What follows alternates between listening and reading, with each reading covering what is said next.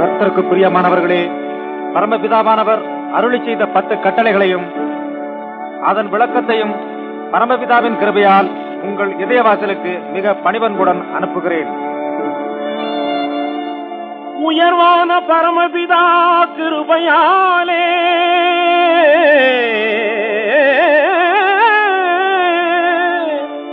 உருவான கற்பனையின் மகிமையாலே அறிவுடைய மனிதகுலம் இனிது வாழ அளந்து சொன்ன பொன்மொழிகள் கேட்கவாரி.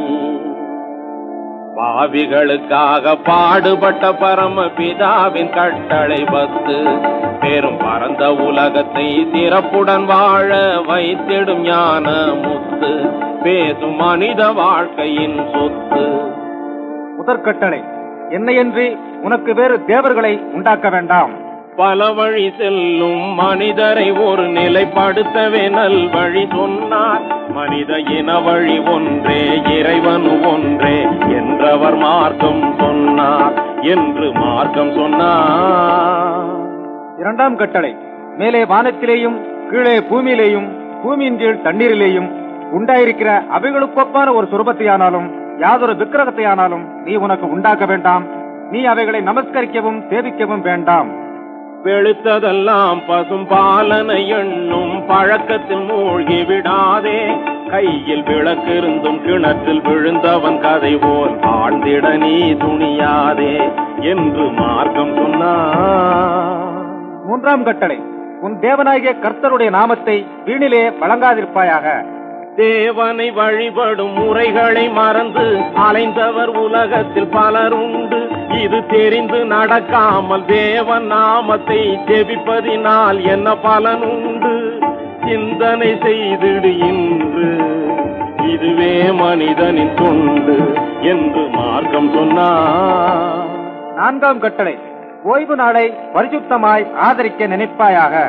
உழைப்புக்கு 6 நாட்களை ஒதுக்கி ஓய்வுகள் மறுநாள் வேளையிலே மனக்களிப்புடன் பரிசுத்த நிலையுடன் தேவனை வழிபடி ஞாயிற்று கிழமையிலே நலம் பெறுவாய் உன் வாழ்க்கையிலே, நலம் பெறுவாய் உன் வாழ்க்கையிலே என்று மார்க்கம் சொன்னார். ஐந்தாவது கட்டளை, உன் தேவனாகிய கர்த்தர் உனக்கு கொடுக்கிற தேசத்திலே உன் நாட்கள் நீடித்திருப்பதற்கு உன் தகப்பனையும் உன் தாயையும் கனம் பண்ணுவாயாக. உண்மையில் அன்னை தந்தையை சொந்த கண் போல் காப்பது அறிவுடைமை, மேலும் அன்பாயிருப்பது ஒரு கடமை என்று அன்பாக கூறும் கர்த்தாவின் வார்த்தையை அறிந்து நடந்தாலே நன்மை தரும் அனுபவ வாழ்க்கையின் உண்மை என்று மார்க்கம் சொன்னார். ஞான மார்க்கம் சொன்னார்.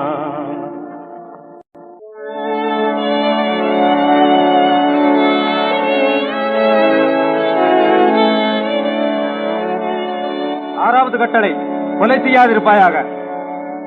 ஆறறிவு உள்ளவர்க்கு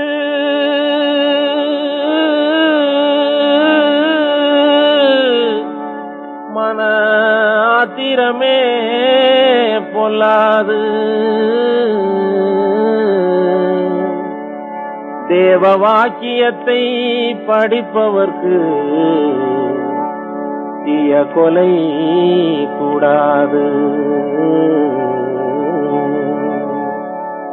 இழிதொழிலாம் கொலை தொழிலை செய்வதினாலே வாழ்வில் இனிப்பும் கசப்பும் இரண்டுமின்றி போகும் தன்னாலே.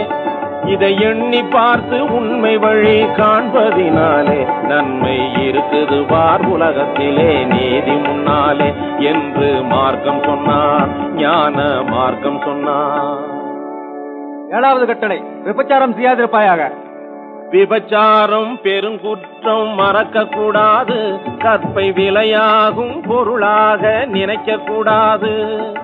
தவறான வழியில் ஆண் பெண் நடக்க கூடாது. கால சந்த கடை பொம்மை போல வாழக்கூடாது என்று மார்க்கம் சொன்னார். ஞான மார்க்கம் சொன்னார்.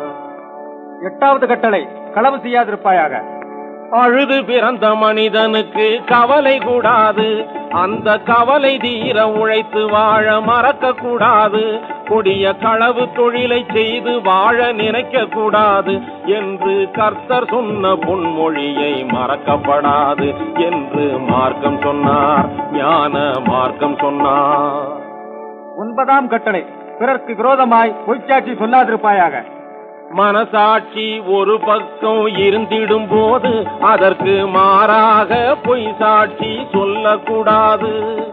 கனி இருக்க காய்க வரும் பழக்கம் கூடாது, பிறர்க்கு கவலையாகும் கோணல் வழியில் நடக்கக்கூடாது என்று மார்க்கம் சொன்னார், ஞான மார்க்கம் சொன்னார். 10வது கட்டளை, பிறனுடைய வீட்டை இச்சியாதிருப்பாயாக.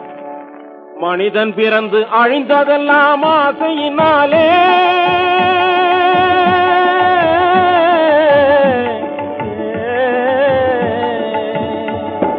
மனிதன் பிறந்து அழிந்ததெல்லாம் ஆசையினாலே, மண்ணாசையினாலே, பெண்ணாசையினாலே, பொன்னாசையினாலே. பேசும் மனிதன் வாழ நீதி கூறும் 10 கட்டளை, இது மாசிலாத பரமபிதா கூறும் கட்டளை. இதுவே 10 கட்டளை, இதுவே 10 கட்டளை.